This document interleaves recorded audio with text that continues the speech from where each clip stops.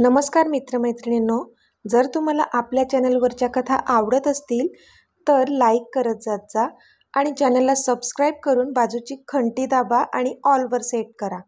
म्हणजे जेव्हा जेव्हा मी नवीन व्हिडिओ किंवा कोणतीही नवीन पोस्ट अपलोड करेन तेव्हा ती सगळ्यात आधी तुमच्यापर्यंत पोहोचेल. धन्यवाद. तर वळूया आपल्या कथेच्या पुढच्या भागाकडे. रॉनी, पण मुलं मला शोधत राहतील. शिवाय जानूसुद्धा काळजी करत बसेल. मला तिला सांगावं लागेल. मी पटकन तिला सांगून येते, ती बोलली. त्याची काहीच गरज नाही आशू. आपण बाहेर नाही जात आहोत, तो बोलला. बाहेर नाही म्हणजे? मग कुठे जात आहोत आपण? तिने आश्चर्याने विचारलं. तू चल माझ्यासोबत, तुला सगळं कळेल. असं बोलून त्याने तिचा हात पकडला आणि तो तिला घेऊन आत गेला. आता पुढे. जानू आणि अमित सोबत बसले होते. इतक्यात जानूच्या डोळ्यांवर मागून कोणीतरी हात ठेवला तशी ती दचकली. कोण आहे? जानू हाताने तिच्या डोळ्यांवर असणाऱ्या त्या हातांना चाचपडत बोलली. तूच ओळख ना? अमितने हसून सांगितलं. तशी जानू अजूनच गोंधळली. कोण आहे? जानू अजूनच गोंधळून बोलली तसे तिच्या डोळ्यांवर असणारे हात आपोआप लूज झाले आणि तो समोर आला.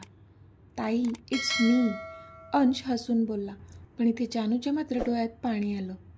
अंश, तू? जानू भरल्या डोळ्यांनी बोलली आणि पटकन उठून तिने त्याला मिठी मारली. तिच्या तर डोळ्यांतले अश्रू काही केल्या थांबत नव्हते आणि अंश पण रडत होता. इतक्या वर्षांनी बहीण भावाची भेट झाली होती. इतक्या वर्षांनी ते भेटले होते. इमोशनल तर होणारच ना. मनसोक्त रडून घेतल्यानंतर तिने त्याच्या दंडानं पकडून त्याला समोर उभं केलं. किती मोठा झालास रे? ती त्याच्या चेहऱ्यावरून प्रेमाने हात फिरून बोलली. तसा हसला तो. आणि हाईट पण तुझ्यापेक्षा वाढली आहे बघ. तो तिच्या खांद्याजवळ स्वतःचा खांदा लावून बोलला तशी हसली ती. कसा आहेस रे? तिने भरल्या डोळ्यांनी विचारलं तसे त्याचे पण डोळे पाणावले. मी छान आहे. तू सांग, तू कशी आहेस? त्याने विचारलं. मी पण छानच आहे. तुझे जीजूसोबत असल्यावर मी छानच असेल ना? ती अमितकडे पाहून बोलली. तसा अमित कालात हसला. हो ताई, जीजू तर ग्रेटच आहेत माझे, तो बोलला. तशी पुन्हा हसली ती. आता काय करतोस तू? म्हणजे तुझा स्टडी? ती अडखळत विचारतच होती की त्याने तिला थांबवलं. ताई, इंजिनिअरिंग पूर्ण झालं माझं आणि आता एका मल्टीनॅशनल कंपनीमध्ये जॉब पण करतोय. सॅलरी पण चांगली आहे, तो बोलला. सॉरी अंश, जेव्हा तुला माझी गरज होती तेव्हा मात्र मी तुझ्याजवळ नव्हते. मी माझ्याच आयुष्यात होते. आय एम सॉरी, ती रडून बोलली. कारण अंशच्या शिक्षणाची पूर्ण जबाबदारी एक बहीण म्हणून तिनेच घेतली होती. कारण तिच्या बाबांना तर शक्य नव्हतं ते आणि आईकडूनही काहीच होप्स नव्हते. पण जेव्हा खरंच त्याला आर्थिक गरज होती तेव्हा मात्र ती तिच्याच आयुष्याचे प्रश्न सोडवत होती. इच्छा असूनही ती त्याला मदत करू शकली नव्हती म्हणून तिला वाईट वाटत होतं. ताई, अगं तू काय इतकं वाईट वाटून घेतेस? उलट सॉरी तर आम्ही म्हणायला हवं तुला. तुझ्या वाईट दिवसात आम्ही नव्हतो तुझ्यासोबत. आणि माझ्या शिक्षणाचं म्हणशील तर तो सगळा खर्च जीजूंनीच केला आहे आणि आत्ता जो मला जॉब मिळाला आहे ना, तो सुद्धा जीजूंनीच मिळवून दिला आहे. तो बोलला तशी ती आश्चर्याने अमितकडे पाहू लागली. कारण तो तर इतक्या वर्षात किती जास्त तिरस्कार करत होता तिचा. मग हे कसं शक्य आहे की तो तिच्या फॅमिलीला हेल्प करेल? तुम्ही? पण तुम्ही तर माझा हेट करत होतात ना, मग तरी माझ्या फॅमिलीला हेल्प केली का? तिने विचारलं. तसा तो कालात हसला. तुझा हेट करत होतो जानू, पण तुझ्यावर असलेलं प्रेम कुठे कमी झालेलं माझं? ते तर होतंच ना. आणि तुला प्रॉमिस केलं होतं ना मी की तुझ्यासोबत तुझी फॅमिली पण माझीच आहे. मग त्यांना जेव्हा माझी गरज होती तेव्हा मी नाही तर कोण उभं राहणार होतं? त्याने हसून विचारलं तशी तिने त्याच्याजवळ जाऊन त्याला मिठी मारली. तिला तर काही सुधरतच नव्हतं. बस फक्त त्याच्यावर प्रेम करावंसं वाटत होतं ह्या क्षणी. पण ती मात्र त्याच्या मिठीत रडत होती. जानू, बाद झालं बच्चा, तो बोलला. पण तिने नाहीमध्ये मान हलवली. जानू, सगळे आपल्यालाच बघत आहेत, तो हळूच तिच्या कानात बोलला. तशी ती पटकन बाजूला झाली. कारण खरंच सगळेच जण त्यांच्याकडेच पाहत होते. थँक्यू, ती हसून हळूच बोलली. तसा तो कालात हसला. असं थँक्यू नको आहे मला, आपल्या लग्नानंतर दे, मी म्हणेल त्या अंदाजात, ओके? तो तिला डोळा मारून बोलला तसे तिचे डोळेच मोठे झाले. निर्लज्ज कुठले, ती हसून तोंडातल्या तोंडातच बोलली. पण अमितला मात्र ते बरोबर ऐकू गेलं आणि तो जोरातच हसला. पण इतक्यात जानूला समोरून तिचे बाबा येताना दिसले. तसे त्यांना पाहून तिचे डोळे पुन्हा एकदा पाणावले. बाबा, तिने जोरातच हाक मारली आणि धावत जाऊन त्यांना बिलगली ती. तशी त्यांनी पण तिला मिठीत घेतलं आणि डोक्यावरून हात फिरवू लागले. दोघेही बाप लेकीच्या डोळ्यांतून अविरत अश्रू गळत होते. ती रडत होती कारण कधी एका क्षणासाठी स्वतःच्या वडिलांना तिने अंतर दिलं नव्हतं. पण मागच्या काही वर्षात मात्र तिने कधी वळून पाहिलं नव्हतं, फक्त तिच्या मीतच्या आयुष्यासाठी. म्हणून तिला वाईट वाटत होतं. आणि तिच्या बाबांना मात्र ह्या गोष्टीचं वाईट वाटत होतं की आपल्या लेकीने इतकी वर्ष एका आईसारखा आपला सांभाळ केला. पण जेव्हा ती एकटी पडली होती तेव्हा मात्र आपण कोणीच तिला साथ देऊ शकलो नाही. उलट तिच्या विरोधातच उभे राहिलो. जानू, मला माफ कर बाळा, बाबा बोलले. तशी अजूनच रडू लागली ती. नाही बाबा, तुम्ही मला माफ करा. इतक्या वर्षात मी तुमची साधी विचारपूस पण नाही केली. आय एम सॉरी, ती नाक चढवून बोलली. बाद झालं, आता रडू नकोस. लग्न आहे ना तुझं, मग हसून दाखव बरं, ते बोलले. तशी आपोआपच तिच्या ओठांवर स्माईल आली. आत्ता कशी छान दिसते, बाबा बोलले. तशी पुन्हा हसली ती. इतक्यात तिला मागेच उभ्या असलेल्या लताताई दिसल्या. आई, कशी आहेस ग, तिने विचारलं. मी बरी आहे, तू कशी आहेस, त्यांनी विचारलं. मी पण छान आहे, जानू बोलली. तिला त्यांच्याशी बोलायचं नव्हतंच मुळी. अमितने तिला तिची आई तिच्यासोबत काय काय वागली होती ते सगळं सांगितलं होतं. म्हणून तिला तिच्या आईची चीड होती. एक वेळ सगळं माफ केलं असतं तिने, पण तिच्या आईने तिचं तिच्या मीतशी होणारं लग्न पण मोडायचा प्रयत्न केला होता, ज्यासाठी ती त्यांना कधीच माफ करू शकणार नव्हती. तो तर अमित होता, अमित राज्याध्यक्ष. म्हणून लताताईंचा प्लॅन सपशेल फसला होता आणि त्या दोघांचं लग्न निर्विघ्न पार पडलं होतं. चला बाबा, जानू तिच्या बाबाच्या हाताला पकडून त्यांना आत घेऊन जाऊ लागली. जानू, पण माझी नातवंड कुठे आहेत, त्यांना बघायचं आहे अगं मला, आहेत कुठे ते, बाबांनी विचारलं. तशी जानू हसली. चला, इथेच आहेत ते, जानू बोलली आणि त्यांना घेऊन समोरच्या मंडपात आली. आजोबा, जोरातच हाक मारत जिनू आणि मीता त्यांच्या जवळ धावत आले. तसा बाबांना मात्र आनंदाचा धक्काच बसला, कारण त्या दोघांनी त्यांना आजोबा म्हणून हाक मारली होती आणि महत्त्वाचं म्हणजे त्यांनी त्यांना ओळखलं होतं. त्यांचा आनंद तर गगनात मावेनासा झाला होता. त्यांनी खाली बसून पटकन त्यांना कुशीत घेतलं. तशी दोन्ही मुलांनी आनंदाने त्यांना मिठी मारली. खूप गोंडस आहेत माझी पिल्लं, बाबा त्यांच्या चेहऱ्यावरून हात फिरवून बोलले. तसे ते दोघेही हसले. पण मला कसं काय ओळखलंस तुम्ही, बाबांनी विचारलं. कारण मम्मांनी तुमची ओळख आधीच करून दिली होती, तुमचा फोटो आहे तिच्याकडे. आम्ही तर अंश मामाला पण ओळखतो, जिनू बोलला. तसे बाबांनी जानूकडे पाहिलं तर तिने हसून होमध्ये मान हलवली. मग कुठे आहे तुमचा अंश मामा, अंशने समोर येऊन मुद्दाम विचारलं. तसं त्या चिमुकल्यांनी एकमेकांकडे बघून मग परत त्याच्याकडे पाहिलं. तूच तर आहेस, असं म्हणत त्या दोघांनी पण त्याच्या अंगावर झेप घेतली. तसा तो हसला आणि त्याने एकेका हातात दोघांना पण उचलून घेतलं. बरोबर ओळखलं हां तुमच्या मामाला, अंश हसून बोलला. पण फोटोमध्ये छोटा दिसतोयस तू, आणि आत्ता बघ किती मोठा झालाय, मसल्स पण आहेत, जिनू बोलला. तसा अंश पुन्हा हसला. जानू मात्र त्यांना तसं बघून खूप खुश होती. मग तिची नजर एका कोपऱ्यात उभ्या असलेल्या लताताईंकडे गेली. तशी ती त्यांच्या जवळ गेली.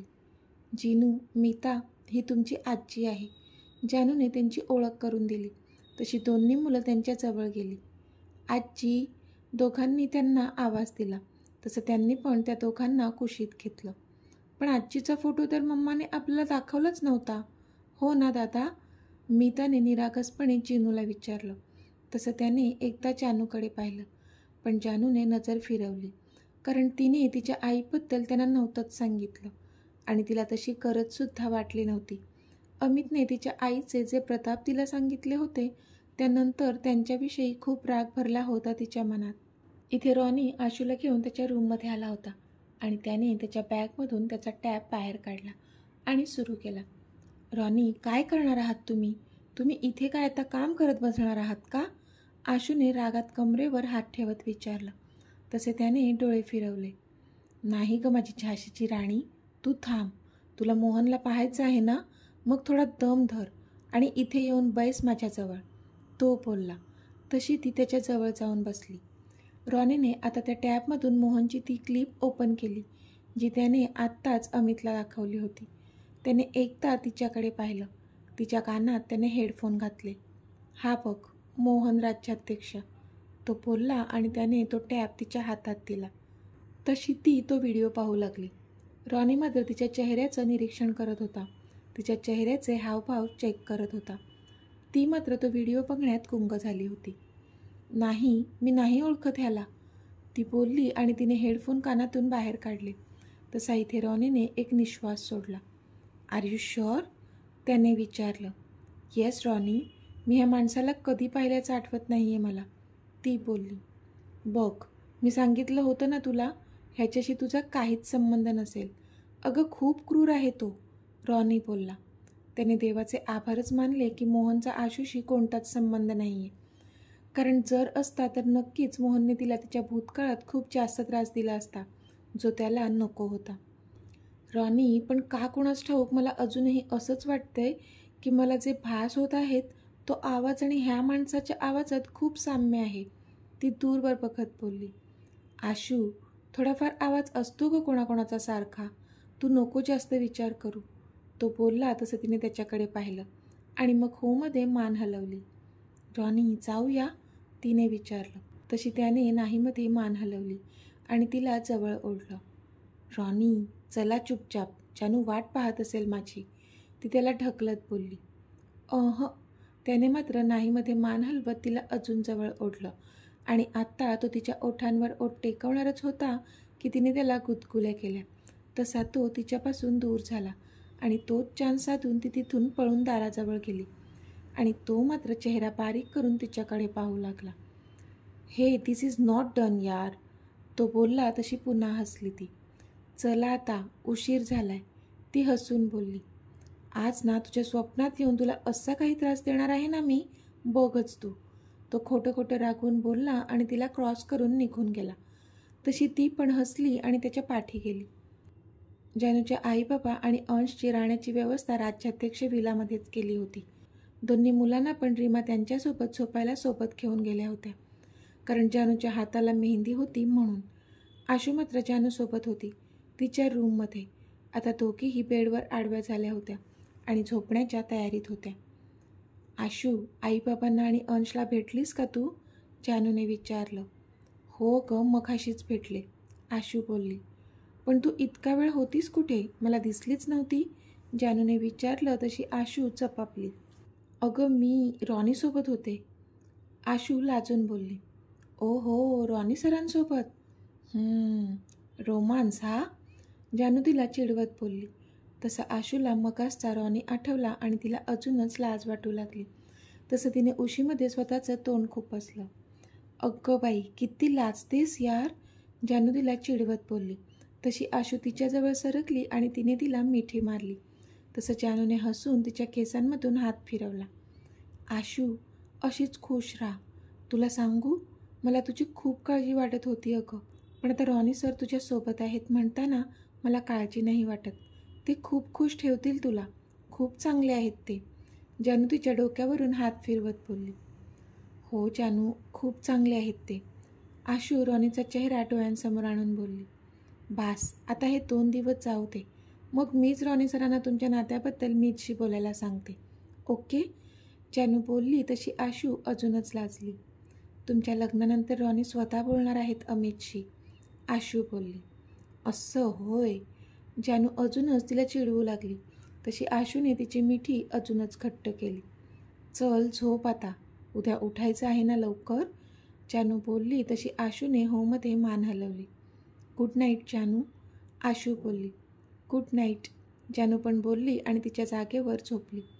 आशू पण आता तिच्या जागेवर येऊन झोपण्याचा प्रयत्न करत होती, पण तिला झोप लागत नव्हतीच. तिला रॉनीचा तो पडलेला चेहरा आठवत होता आणि त्याच्यासाठी वाईटसुद्धा वाटत होतं, कारण तो रागावला होता तिच्यावर. आता त्याला भेटावं आणि खट्ट मिठी मारावी असं वाटत होतं तिला, पण ते शक्य नव्हतं, कारण रॉनी आज त्याच्या घरी गेला होता. पण त्याच्याशी बोलायचं तरी होतंच. पण ती बोलू शकत नव्हती कारण बाजूला चानू झोपली होती. पण बोलायचं तर होतंच, म्हणून तिने तिचा फोन घेतला आणि त्याला मेसेज केला. हाय डिअर, तिचा मेसेज. पण त्याचा रिप्लाय आलाच नाही. तसा तिने पुन्हा त्याला मेसेज केला. हाय डिअर, झोपलात का? तिने मेसेज केला आणि ती पुन्हा त्याच्या मेसेजची वाट पाहू लागली. मी रागावलो आहे. त्याचा मेसेज आला. तसं तिला हसायलाच आलं. का बरं? का राग आलाय आपल्याला? असं झालं तरी काय? तिचा मेसेज. ती त्याला छळत होती. तू मला किस नाही करू दिलं म्हणून. त्याचा मेसेज. तसं तिला पुन्हा हसू आलं. ओह, हे कारण आहे तर. मग आत्ता काय करायचं? तिचा मेसेज. Nothing, good night. त्याचा मेसेज. अरे, काय झालं? तिचा मेसेज. पण त्याचा कोणताच रिप्लाय नाही आला. रॉनी, बोला ना, झोपलात काय? तिने पुन्हा मेसेज केला. पण तरी त्याचा कोणताच रिप्लाय आला नाही. ओके बाबा, आय एम सॉरी. ती. सॉरी नकोय मला, किस हवाय. तो. ओके, उद्या देईल किस, प्रॉमिस. ती. शेवटी तिने हार मानली. पक्का प्रॉमिस? तो तरी तिचा पिच्छा सोडत नव्हता. हो बाबा, पक्कावाला प्रॉमिस. ती. I love you. तो खुश होऊन. I love you too dear. ती. आत्ता मला छान झोप येईल. Good night dear. तो. Good night. ती. तिने मेसेज केला आणि फोन घट्ट छातीशी पकडून झोपू लागली ती. आता तिला पण छान झोप लागणार होती कारण त्याचा राग घालवला होता तिने. पण त्याला जे प्रॉमिस केलं होतं की उद्या त्याची डिमांड ती पूर्ण करणार होती, त्याला किस करणार होती, त्यामुळे अजूनच जास्त ब्लश होत होती ती. उद्याच्या दिवसाची सुखी स्वप्न बघतच मग झोपी गेली ती. पण स्वतःच्या सुखांच्या विचारात रममाण असलेल्या तिला हे कुठे माहीत होतं की उद्याचा दिवस तिच्या वर्तमान आयुष्यात काय काय उलथापालथ करणार होता. तर मित्रमैत्रिणींनो, आजचा भाग तुम्हाला कसा वाटला ते मला कमेंटमध्ये सांगा. आणि जर आवडला असेल तर व्हिडिओला लाईक करा, शेअर करा आणि चॅनलला सबस्क्राईब करून बाजूची घंटी नक्की दाबा. चला तर भेटूया आपल्या पुढच्या भागात. तोपर्यंत धन्यवाद.